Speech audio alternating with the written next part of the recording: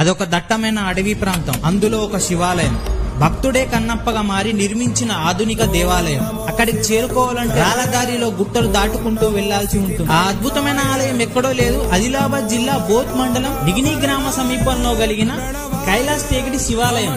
ఒక వ్యక్తి కల్లోకి వచ్చి నాకు ఆలయం నిర్మించాలని శివయ్య ఆజ్ఞాపిస్తే వాన ఎండ చలి అనే తేడా లేకుండా ఆ అడవి ప్రాంతంలో ప్రతిరోజు దీపారాధన చేస్తూ ఈ ఆలయాన్ని నిర్మించారు. అతనే లింబా మహారాజ్. ఎలాంటి ఇంజనీరింగ్ ప్లాన్ లేకుండా కుంకుడుగాయ, అరటి పండ్లు, బెల్లం, సిమెంట్ కలిపి రాయితో ఈ అద్భుతమైన ఆలయాన్ని నిర్మించారు. 5 కిలోమీటర్ల అడవి మార్గంలో కొండపైకి పాదరక్షలు లేకుండా వెళ్లాల్సి ఉంటుంది. ప్రతిరోజు అన్నదానం నిర్వహించడం జరుగుతుంది. ఇది ఒక అద్భుతమైన శివాలయంగా చెప్పుకోవచ్చు. ప్రతి ఒక్కరూ ఒక్కసారైనా సందర్శించాలి.